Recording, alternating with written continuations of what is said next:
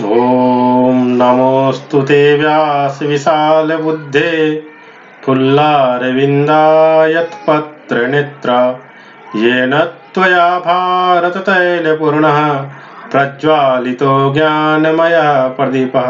नमो नमः।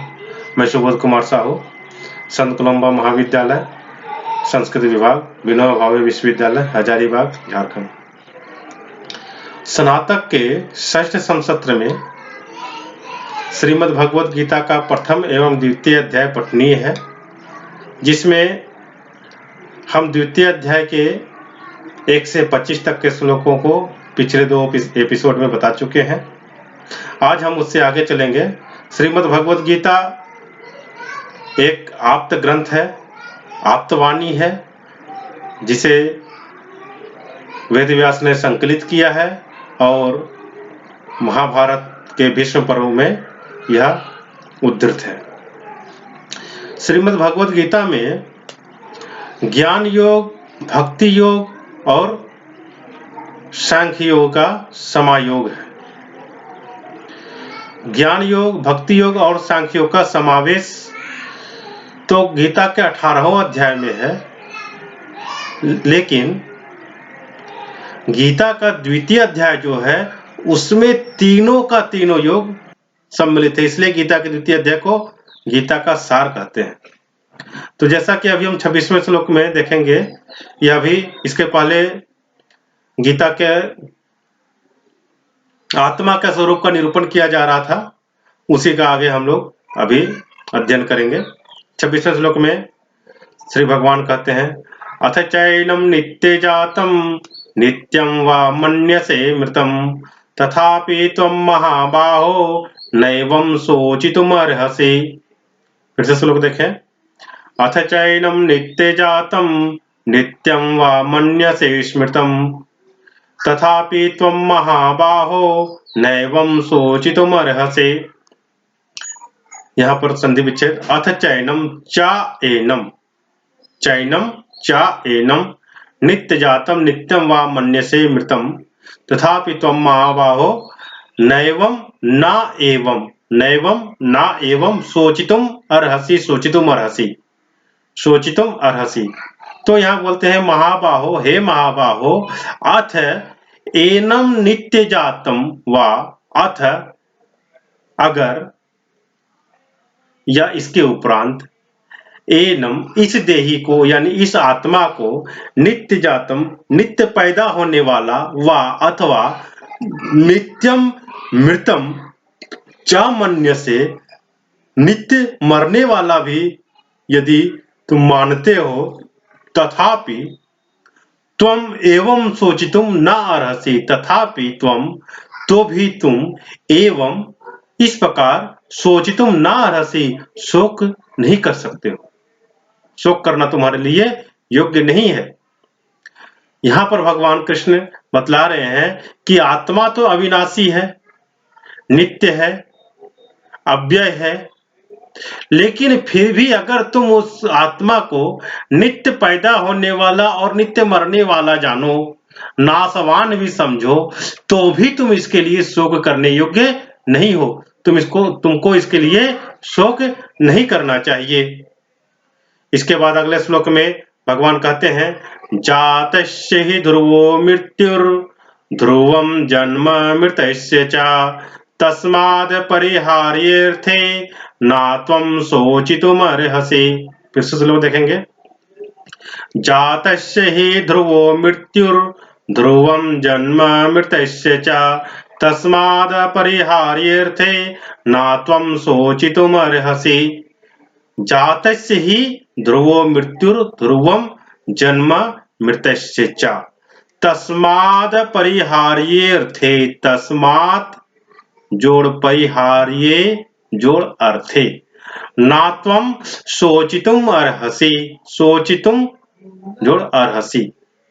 तो यहाँ बोलते हैं ही, क्योंकि जातस्य ध्रुवः मृत्यु, जो जन्म होता है उसकी मृत्यु जो है वह निश्चित है। ध्रुव मतलब निश्चय, मृत्यु। तो जातस्य ध्रुवः मृत्यु, जन्म होने वाले की मृत्यु निश्चित है। और चा मृतस्य ध्रुवम जन्म, और मरे हुए का जन्म भी निश्चित है। तस्मात् अपरिहार्य अर्थे, तस्मात् इसलिए, अपरिहार्य अर्थे यानी कि जिसका परिहार नहीं किया जा सकता, जिसका निवारण नहीं हो सकता, यानी जन्म और मृत्यु यदि निश्चित है तो जो जन्म लेता है उसकी मृत्यु होती है, और जिसकी मृत्यु होती है उसका फिर से जन्म होता है। तो ये जन्म मरण रूप परिवर्तन का जो प्रवाह है उसका निवारण हो नहीं सकता। तो ऐसे तस्मात् अपरिहार्य अर्थे, तो अतः इस जो जिसका निवारण नहीं हो सकता इस विषय में तुम शोचितुम नार्हसि, तुम शोक करने योग्य नहीं हो। तो यहाँ फिर से एक बार हम लोग देखेंगे, जातस्य ही ध्रुवो मृत्यु, जो जन्म लेता है ही, क्योंकि जातस्य ध्रुवः मृत्यु, क्योंकि जन्म जो लेता है उसकी मृत्यु निश्चित है। चा मृतस्य ध्रुवम जन्म, और मरे हुए का जन्म भी निश्चित है। तस्मात् अपरिहार्य अर्थे, इसलिए जो अपरिहार्य है, आवश्यक है, जिसका निवारण नहीं किया जा सकता, उस विषय में तुम शोचितुम न अर्हसि, तुम शोक करने योग्य नहीं हो, तुम शोक नहीं कर सकते। इसके बाद अगले श्लोक में कहते हैं, अव्यक्तादीनि भूतानि व्यक्त मध्यानि भारत, अव्यक्त निधनान्येव तत्र का परिदेवना। फिर से श्लोक देखेंगे, अव्यक्तादीनि भूतानि व्यक्त मध्यानि भारत, अव्यक्त निधनान्येव तत्र का परिदेवना। अव्यक्तादीनि, अव्यक्त आदीनि भूतानि व्यक्त मध्यानि भारत, अव्यक्त निधनान्येव, अव्यक्त निधनानि एव तत्र का परिदेवना। तो बोलते हैं यहाँ पर भारता, हे भारत, भरतवंशी है अर्जुन, इसलिए उसका एक नाम भारत भी है।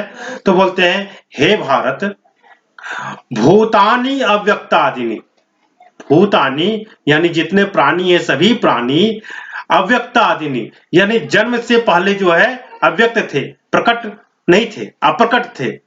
अव्यक्त निधनानि, और मरने के बाद भी अप्रकट हो जाएंगे। व्यक्त मध्यानि एवं, केवल वो बीच में ही प्रकट दिखते हैं। तत्र का परिदेवना, तो इसमें क्या सुख करने की बात है। तो यहां पर बतला रहे हैं भगवान कि कोई भी प्राणी जो है, वह जो प्राणी है वह प्राणी जन्म से पहले अप्रकट था, वह नहीं था, ऐसा तो है नहीं, उसकी आत्मा तो थी ही। तो जन्म से पहले उसका विद्यमान होना निश्चित होने के बाद भी वह अप्रकट था, और मरने के बाद भी वह अप्रकट हो जाएगा। मरने के बाद शरीर के नाश हो जाने पर उसकी आत्मा तो रह जाती है, लेकिन वो प्रकट रूप में दिखाई नहीं दे रहा। तो जन्म से पहले भी व्यक्ति अप्रकट है, और मरने के बाद ही वह अप्रकट हो जाएगा। व्यक्त मध्यानि एवं, केवल जब इस शरीर में व्यक्ति रहता है, इस शरीर में जब कोई प्राणी रहता है तो उसमें ही वह प्रकट दिखता है। तो बीच में वह प्रकट दिखता है, पहले भी वो अप्रकट था और बाद में भी अप्रकट रहेगा। तो इसलिए तत्र परिदेवना का, तत्र इसमें परिदेवना शोक करने की का बात ही क्या है।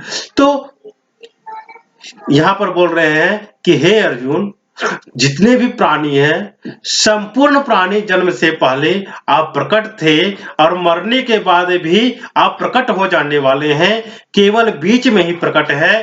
फिर ऐसी स्थिति में क्या शोक करना चाहिए, क्या शोक करना है।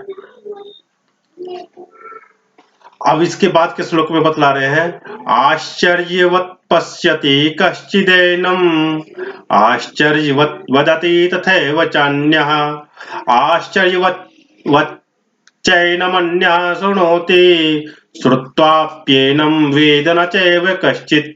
फिर से श्लोक देखेंगे, आश्चर्यवत् पश्यति कश्चिदेनम्, आश्चर्यवत् वदति तथैव चान्यः, आश्चर्यवत् चैनमन्यः शृणोति, श्रुत्वाप्येनं वेद न चैव कश्चित्।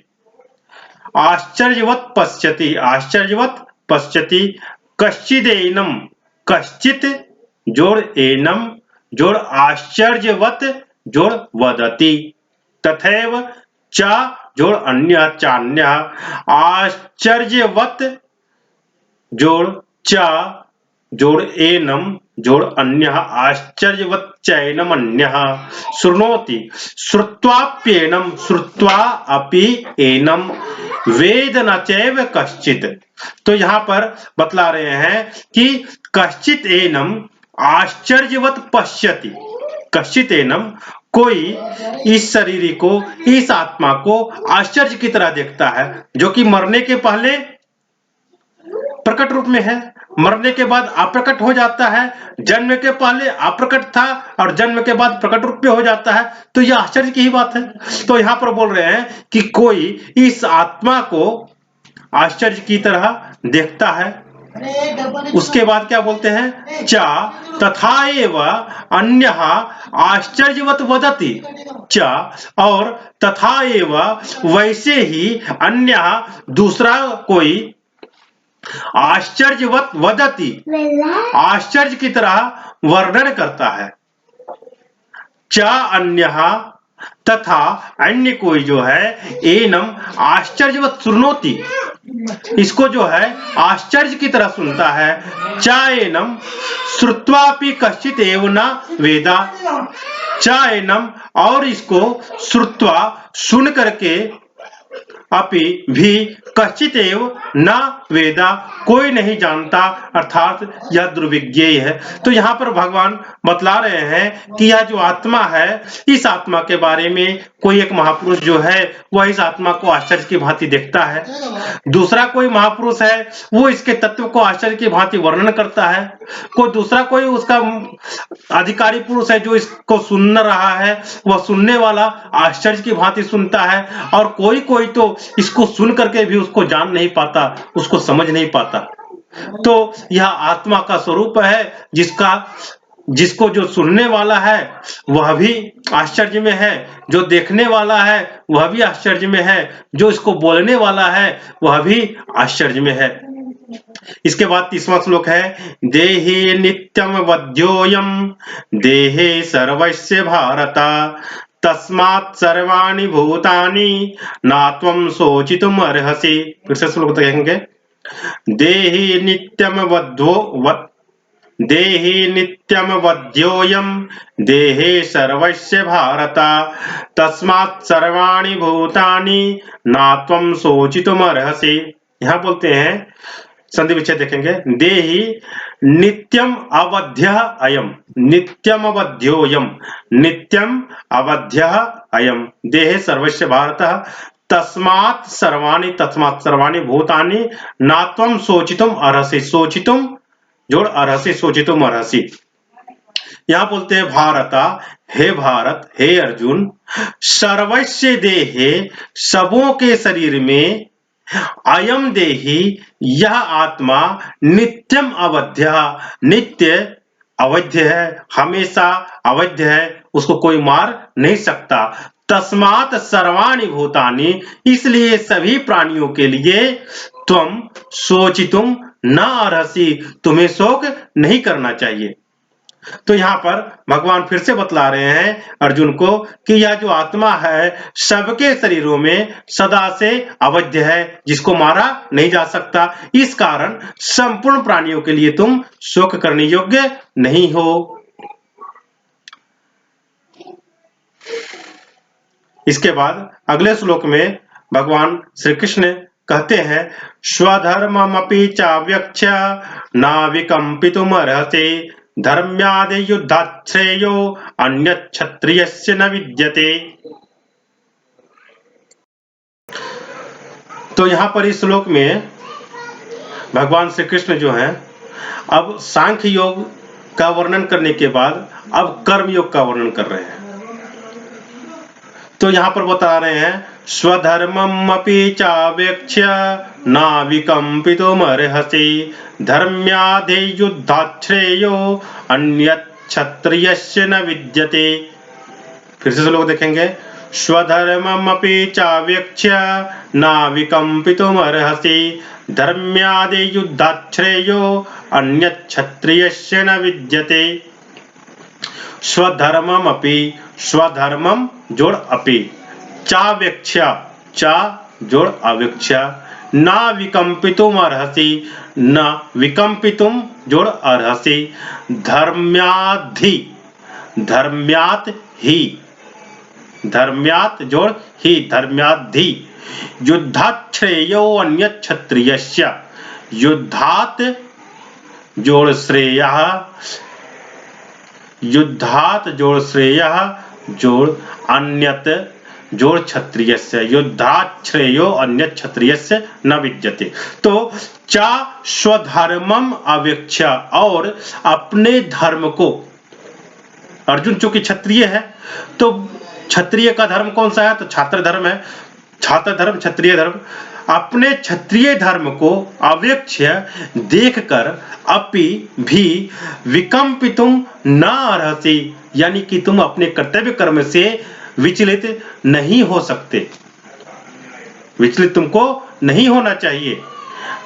ही, क्योंकि धर्म्यात् युद्धात् क्षत्रियस्य अन्यत श्रेयः न विद्यते, क्योंकि धर्म्यात् युद्धात् धर्ममय युद्ध से बढ़ करके क्षत्रियस्य अन्यत श्रेयः न विद्यते, क्षत्रिय के लिए कोई दूसरा कल्याणकारक कर्म नहीं है।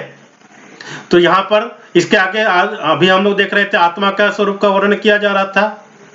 अब आत्मा के स्वरूप का वर्णन करते करते, सांख्य योग का वर्णन करते करते अब यहाँ पर आ गए कर्मयोग में। यहाँ पर बतलाने लगे भगवान कि देखो, अगर तुम है तो आत्मा की नश्वरता को तुम नहीं जान पा रहे हो, तो अगर शरीर के आत्मा अमर है इसको तुम नहीं जान पा रहे हो, और शरीर जो नश्वर है उस नश्वर शरीर के पीछे तुम देखना चाह रहे हो, तो पहले बता दिए कि जो जन्मता है वह मरता है, जिसकी मृत्यु होती है उसका जन्म होता है, इसलिए उसमें भी तुमको शोक नहीं करना चाहिए। इसके बाद भी देख रहे हैं कृष्ण भगवान अर्जुन को कि इसके बाद भी अर्जुन है सो युद्ध के लिए आगे बढ़ना नहीं चाह रहा है, तब है सो सोचे कि अब इसको क्षत्रिय धर्म का भी ज्ञान करा देना चाहिए। तो यहाँ पर बतला रहे हैं कि च स्वधर्मम अवेक्ष्य अपि, और का मतलब यहाँ है कि अगर तुम आत्मा के अमरता को नहीं मान रहे हो, आत्मा की शाश्वतता को नहीं मान रहे हो, आत्मा की नित्यता को नहीं मान रहे हो, तो अपने छात्र धर्म को तो मानोगे, अपने धर्म को तो मानोगे। जो व्यक्ति जिस रूप में है उस रूप के धर्म को तो मानेगा। तो वही यहाँ पर बता रहा है कि चा स्वधर्मम अवेक्ष्य, और अपने छात्र धर्म को देख करके अपि भी विकम्पितुम न अर्हसि, तुमको कर्तव्य कर्म से विचलित नहीं होना चाहिए, कर्तव्य कर्म से विकम्पित नहीं होना चाहिए। ही, क्योंकि धर्म्यात् युद्धात् क्षत्रियस्य अन्यत श्रेयः न विद्यते, धर्म्यात् युद्धात् धर्ममय युद्ध से बढ़ करके क्षत्रियस्य क्षत्रिय के लिए अन्यत श्रेयः न विद्यते, और कोई दूसरा कल्याणकारक कर्म नहीं दिख रहा है। अगले श्लोक में भगवान कहते हैं यदृच्छया चोपपन्नम स्वर्ग द्वारमपावृतम सुखिनः क्षत्रिया पार्थ लभन्ते युद्धमिदृशम। फिर से श्लोक देखेंगे यदृच्छया चोपपन्नम स्वर्ग द्वारमपावृतम सुखिनः क्षत्रिया पार्थ लभन्ते युद्धमिदृशम। यहाँ भी संधि विच्छेद है, यदृच्छया में नहीं है। चोपपन्नम, चा जोड़ उपपन्नम, स्वर्ग द्वारम अपावृतम, स्वर्ग द्वारम जोड़ अपावृतम, सुखिना क्षत्रिया पार्थ लभन्ते युद्धम ईदृशम, युद्धम जोड़ ईदृशम, युद्धम ईदृशम। तो यहाँ बतला रहे हैं यदृच्छया उपपन्नम, यानी अपने आप से प्राप्त हुआ। युद्ध का जो यह समय है यह अपने आप प्राप्त हुआ है, इसको अर्जुन खुद से युद्ध करने के लिए आगे तत्पर नहीं हुआ है, अपितु उसको युद्ध मिला है। कि युद्ध करना ही है, तो सामने ऐसे अगर कोई युद्ध करने के लिए आ रहा है तो उसको तो युद्ध करना ही है। तो यहाँ पर बोल रहे हैं यदृच्छया उपपन्नम, यदि अपने आप से प्राप्त हुआ युद्ध, अपावृतम स्वर्गद्वारम चा, खुला हुआ स्वर्ग का दरवाजा भी है। यानी कि अगर युद्ध हम अपने से ना कर रहे हैं, कोई कर रहा है युद्ध तो हम अपने बचाव में भी करते हैं, तो उसमें भी स्वर्ग का दरवाजा खुला हुआ है। और पार्थ, हे पृथानंदन, क्षत्रियाः सुखिनः ईदृशं युद्धम लभन्ते। क्षत्रियाः सुखिनः, क्षत्रिय लोग, सुखिनः, बड़े सुखी हैं, यानी बहुत ही बड़े भाग्यशाली वो ऐसे क्षत्रिय लोग होते हैं। ईदृशम युद्धम लभन्ते, जो ऐसे युद्ध को प्राप्त होते हैं। यहाँ पर अर्जुन को भगवान कह रहे हैं कि हे अर्जुन, अपने आप प्राप्त हुए और खुले स्वर्ग के द्वार रूप इस प्रकार के युद्ध को भाग्यवान क्षत्रिय लोग ही पाते हैं। तो इस प्रकार के युद्ध को कर करके तुम भी अपने भाग्य को ही सराहो, अपितु जो इस प्रकार का जो रोना रो रहे हो ऐसा ना करो। इसके आगे फिर से बतला रहे हैं अगले श्लोक में, 33वें श्लोक में, अथ चेत्त्वामिमं धर्म्यं संग्रामं न करिष्यसि तथा स्वधर्मं कीर्तिं च हित्वा पापमवाप्स्यसि। फिर से श्लोक देखेंगे, अथ चेत्त्वामिमं धर्म्यं संग्रामं न करिष्यसि तथा स्वधर्मं कीर्तिं च हित्वा पापमवाप्स्यसि। यहां भी संधि विच्छेद है। अथ चेत्त्वामिमं, अथ चेत त्वम इमम, अथ चित्वामिमम, अथ चेत त्वामिमम धर्म्यम संग्रामम न करिष्यसि तथा स्वधर्मम कीर्तिम च हित्वा पापम वाप्स्यसि, पापम जोड़ आवाप्स्यसि। तो यहाँ पर बता रहे हैं अथ चेत त्वम, अब अगर तुम इमम धर्म्यम संग्रामम न करिष्यसि, यह धर्ममय युद्ध नहीं करोगे, तथा स्वधर्मम च कीर्तिम च, तो तुम अपने धर्म को और कीर्ति को हित्वा छोड़ करके, त्याग करके, पापम अवाप्स्यसि, पाप को प्राप्त करोगे। अब यहाँ पर कर्म योग के द्वारा, जब भगवान सांख्य योग के द्वारा समझा करके थक गए, तो कर्म योग के द्वारा समझाते हुए भगवान कृष्ण यहाँ अर्जुन को बोल रहे हैं कि अगर तुम इस प्रकार के धर्ममय युद्ध को नहीं करोगे तो अपने धर्म को और कीर्ति को दोनों को त्याग दोगे और पाप को प्राप्त करोगे। आज हम इतना ही तक देखते हैं, इसके बाद अगले में देखेंगे। धन्यवाद।